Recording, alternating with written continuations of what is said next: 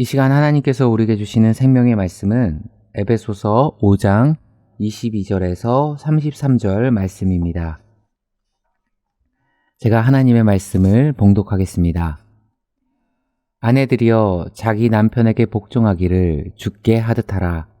이는 남편이 아내의 머림됨이니 그리스도께서 교회의 머리됨과 같음이니 그가 바로 몸의 구주시니라. 그러므로 교회가 그리스도에게 하듯 아내들도 범사에 자기 남편에게 복종할지니라. 남편들아 아내 사랑하기를 그리스도께서 교회를 사랑하시고 그 교회를 위하여 자신을 주신같이 하라. 이는 곧 물로 씻어 말씀으로 깨끗하게 하사 거룩하게 하시고 자기 앞에 영광스러운 교회로 세우사 티나 주름 잡힌 것이나 이런 것들이 없이 거룩하고 흠이 없게 하려 하심이라. 이와 같이 남편들도 자기 아내 사랑하기를 자기 자신과 같이 할지니 자기 아내를 사랑하는 자는 자기를 사랑하는 것이라. 누구든지 언제나 자기 육체를 미워하지 않고 오직 양육하여 보호하기를 그리스도께서 교회에게 함과 같이 하나니 우리는 그의 몸의 지체임이라. 그러므로 사람이 부모를 떠나 그의 아내와 합하여 그 둘이 한 육체가 될지니 이 비밀이 크도다. 나는 그리스도와 교회에 대하여 말하노라. 그러나 너희도 각각 자기의 아내 사랑하기를 자신같이 하고 아내도 자기 남편을 존경하라. 아멘. 오늘은 남편에게 복종하기를 주께 하듯하라 라는 제목으로 하나님 말씀 증거하도록 하겠습니다. 오늘 본문은 결혼 예배나 부부 생활을 다루는 설교 등에서 가장 자주 등장하는 말씀 가운데 하나입니다.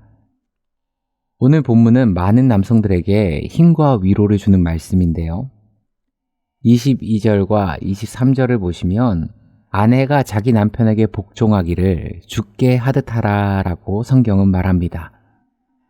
하지만 오늘 제가 슬픈 소식을 전해드리면요. 사실 헬라어 원문 22절에서는 이 복종이라는 단어가 나오지 않습니다. 그렇다면 왜 22절에는 이 복종이란 단어를 한글 성경에는 첨부했을까요? 바로 앞절인 21절에 그리스도를 경외함으로 피차 복종하라는 말과 연결되기 때문입니다. 즉 22절 한글 번역 성경으로만 보면 아내는 남편에게 복종하라 마치 일방통행적인 느낌인데요. 이게 21절에 피차 복종하라 무슨 얘기입니까? 서로에게 복종하는 여기서 맞물려 버리니까 아내만 남편에게 복종하고 죽게 하듯 하는 것이 아니라 남편 역시 아내에게 죽게 하듯 섬기고 복종하라는 겁니다. 그렇다면 어떻게 우리가 서로에게 복종할 수 있을까요? 사실 22절 이하의 구체적인 삶의 예시를 이해하기 위해서는 이 삶의 예시를 전제하는 구절을 봐야 됩니다. 뭐냐면 위에 있는 18절이죠. 성령의 충만함으로 받으라. 성령의 충만함이 있을 때 나타내는 삶의 예시들을 써내려가고 있는 겁니다. 즉 부부가 서로 존중하고 죽게 하듯이 존귀하게 여기며 사랑으로 복종하는 그 모습은 우리 가운데 성령의 충만함이 있을 때 가능하다 성경은 이야기하고 있는 겁니다.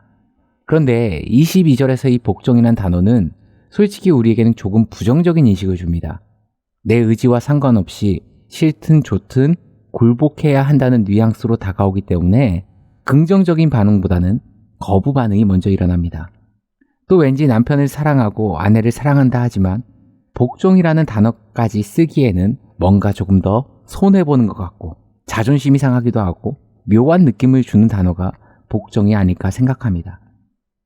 하지만 본문에서 말하는 이 복종이란 단어는 그런 의미가 아니라 원어 그대로 직역하면 자발적으로 자기 자신을 상대보다 밑에 두며 섬긴다라는 뜻입니다. 쉽게 말해 자발적인 섬김을 이야기하는 겁니다. 또 23절에서 아내가 남편에게 복종할 이유로 남편이 아내의 머리가 됨이라 말합니다. 머리란 말은 남편의 우월성을 상징하는 게 아닙니다. 이거는 역할을 의미합니다. 머리 무엇을 의미하겠습니까? 리더십을 상징하고요. 그 리더십은 상대 위에 군림하기 위함이 아닌 공동체를 세우기 위함이고 가장 헌신하는 자의 자리가 리더의 자리입니다. 우리는 가끔 리더와 보스를 착각하는데요. 보스는 본인이 살기 위해 내 주변 사람을 이용하지만요. 리더는 나와 함께하는 사람과 함께 살기 위해 가장 굳은 일, 가장 어려운 일을 감당하는 사람이 리더입니다.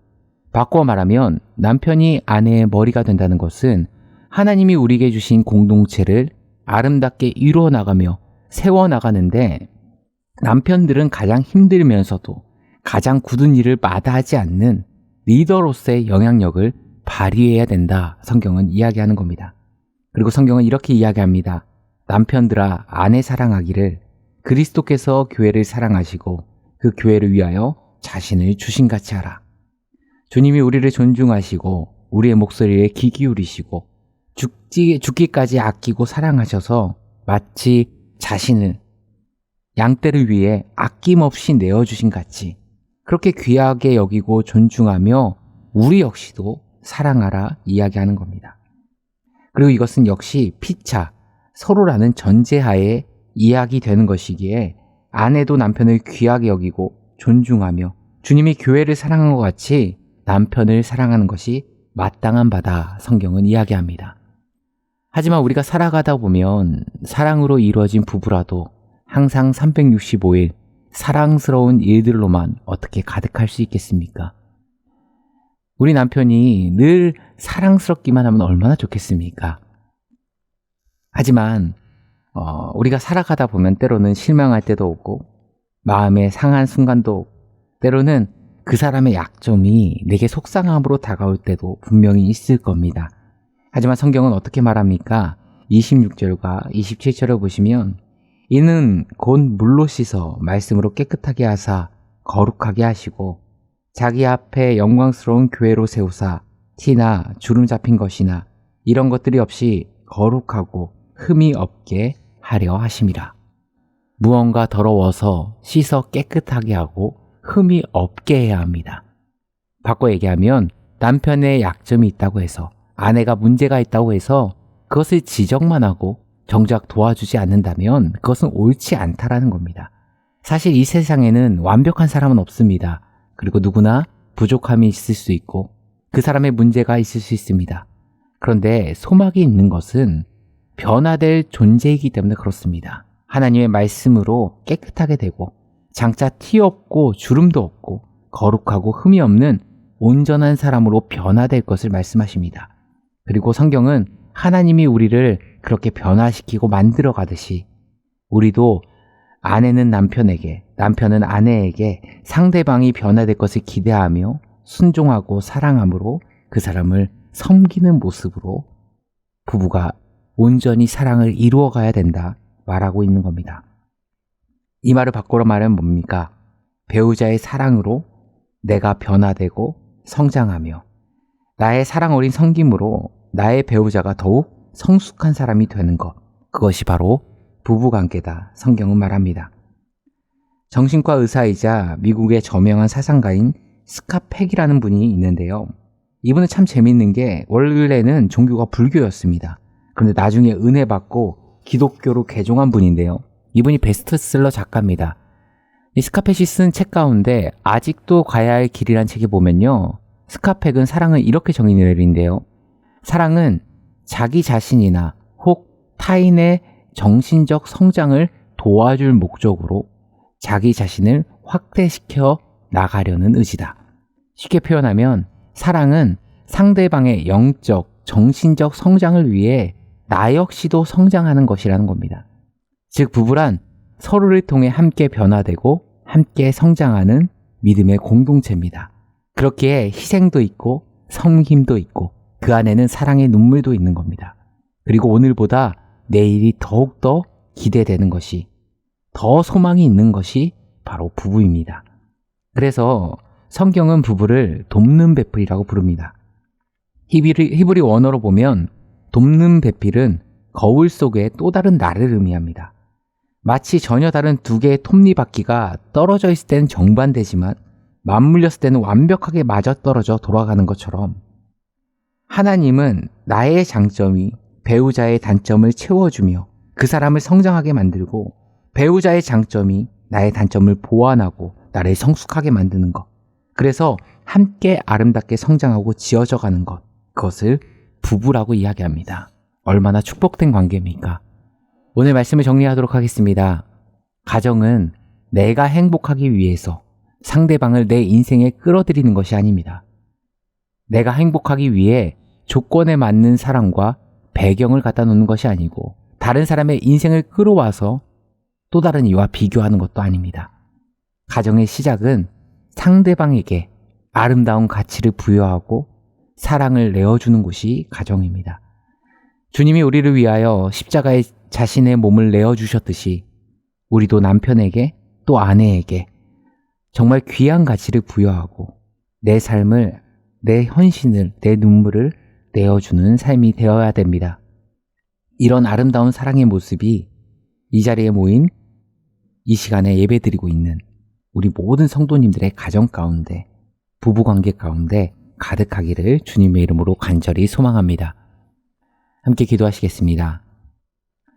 사랑과 자비가 충만하신 하나님 아버지, 하나님이 내게 맺어주신 귀한 배우자, 귀한 부부의 관계가 주님께서 교회를 사랑한 같이 서로를 사랑하며 존귀하게 여기며 높여주는 복된 관계가 되게 하여 주옵소서.